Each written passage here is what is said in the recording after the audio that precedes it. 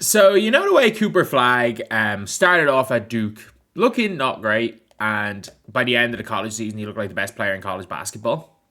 And remember how he started off this season not looking great, and by a lot of people, including myself, thought, look, it's a lot easier to go from not looking great to being one of the best players in college and doing that in the NBA. And that's not saying he's one of the best players in the NBA or anything. And that's not even saying he's the best rookie in the NBA. And that's not even saying he's the best rookie out of Duke in the NBA. Because Con Knippel has just been better than Cooper Flagg. But Cooper Flagg's iffy start to the season has absolutely has overshadowed what he is doing right now. He has just leaped LeBron James. He has just leaped LeBron James, the youngest player to ever score 35 points in an NBA game. On the season, he is averaging 17, 6, and 3.5. Shooting, not great. Offense, there's been good games, there's been bad games. And that's the thing where it's like, with the Mavs not being this great team, with Anthony Davis being out, with Kyrie being out, he's actually been allowed to, do a bit more. He's been allowed to do a bit more as a prospect, and that will help him long term. If you guys didn't see again, he had 35 points and 8 boards last night. And again, he's there attacking from the perimeter. He's attacking Kawhi Leonard right here. Step through. Like, that is a vet move. I'm sorry. Like, if you guys don't know about somebody's step throughs. And it's one of those weird things that it's like, it's as you get older when you're playing, you see these kind of step throughs, these kind of spin moves. Like, coaches a lot of the time, or players, when they're making these moves, would make a full spin. They'll make a full spin. And this is one of those things that it's like, whenever, like, I'm coaching young kids where it's like they'll be trying to do moves and I'm like, everything's in one motion. A lot of the time you got to take that extra step to get someone off. Like, it was that step out to here. It was that reverse step there that got Kawhi out of his stance, because you're like, oh shit, is he going to pick the ball up? Is he going to pass the ball? And realistically, in that scenario there, and on all reverse steps, no one's ever going to do anything moving forward by going backwards, but players still react to those, to that negative step, not reverse step, the negative step. But like, that is a serious move on Kawhi. He's taking the ball up right now. Harden's guarding him. Oh, let's cross it up. And instead of kicking to the shooter, let's make the tough finish right there. Cooper Flagg coming off a handoff. They're running a horn set. And then just hitting the pull-up midi. Like, these moves on Kawhi Leonard. Like, yeah. Like, this is... Like, look, Kawhi's not what Kawhi used to be. He's not. Let's be real. Like, Kawhi peaked and had one of the highest defensive peaks ever. And honestly, Kawhi had one of the highest peaks ever.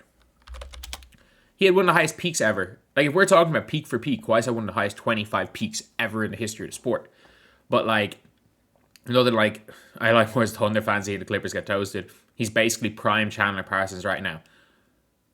But better. You know what? Maybe. And, like, that's not a knock on him.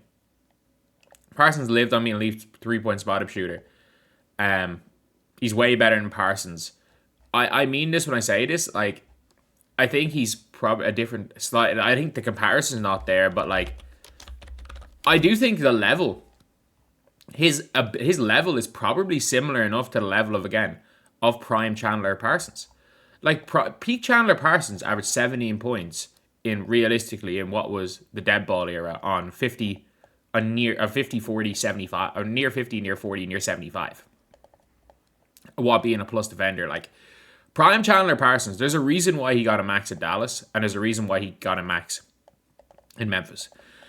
There's a reason why teams were willing to give him the max, because he was a 6'10" plus defender who could shoot the shit out of the ball, and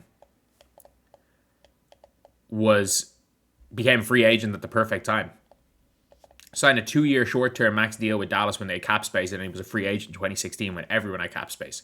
So, like, that obviously helped. It obviously helped right there. But I will say, when it comes to the to Cooper Flagg, like, there are rookies that you just know get it. And that's the thing where I'm like, Cooper Flagg, a lot of people talk about Cooper Flagg's age. I think it's really, we're really now seeing it, him not having to play the point guard position is massive. It's massive. And, like, he still has the ability to occasionally handle the ball. But just as a long-term point guard, that's not what he's going to be. Like, he's already like not quite prime AK, not quite prime Sean Marion, but he's very much on track to being that. Like, we are looking at a guy who, if he never improves, he's a 2 to 3 time All-Star. And I've said this anyway when it comes to Cooper Flagg, that he's genuinely he was the highest floor prospect I think I've ever seen. I don't think he's got the ceiling. I'm not even sure he has the ceiling for to become, say, or he has a ceiling of a VJ Edgecombe just due to athleticism. I don't know if he has the ceiling of like a Darren Peterson, but the people saying he'd fall to 5 to 6 in this draft, imagine saying you would take Koa Pete over Cooper Flagg. Like, Cooper Flagg's like 2 weeks older than Darren Peterson. Cooper Flagg is a 1A, 1B if he was in this year's draft. It is a real close one. And because of Peterson's injury, you're probably looking at Cooper Flagg probably at number 1. Because let's be real. As good as Dibansta was, who was considered the better prospect? It was Flagg. Not by much, but it was Flagg. Flagg is a couple of weeks older, and while Dibansta was playing for the 17 youth national team, Cooper Flagg was with the men's national team. Like, there's worlds of difference there. Like, he's there almost making the Olympics team. People were talking about him making the Olympics team, and he's a couple of weeks older. But like, in 2 nights, he became the youngest player ever to reach 10 assists, and then he also became the youngest player to ever score 35 points in a game. The second youngest player to ever score 30 in a game. But, like, we've now got a class with him. We've got him and Con Knippel, both from Duke, and both, I'm not going to say, like, in college that they were started off the worst, but, like, this time a year ago, Con Knippel was being mocked like lottery. Or like Totten around 10.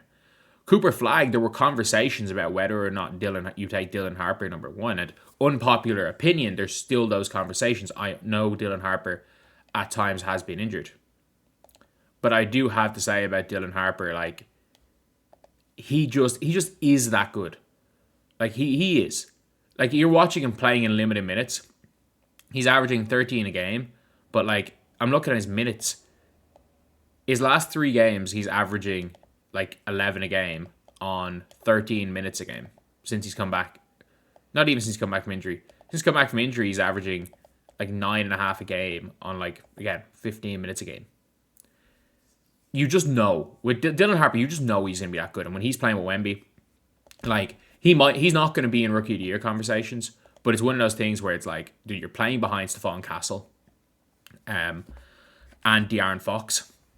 There's not going to be that many minutes for you, but eventually your team's going to have to make a decision on who they want to keep, and you are the guarantee. But anyway, yeah, Cooper Flagg, I mean, absolutely unbe-effing-leavable so far over these last couple of games. He's been unbelievable. But anyway, that's the video. I'll see you guys.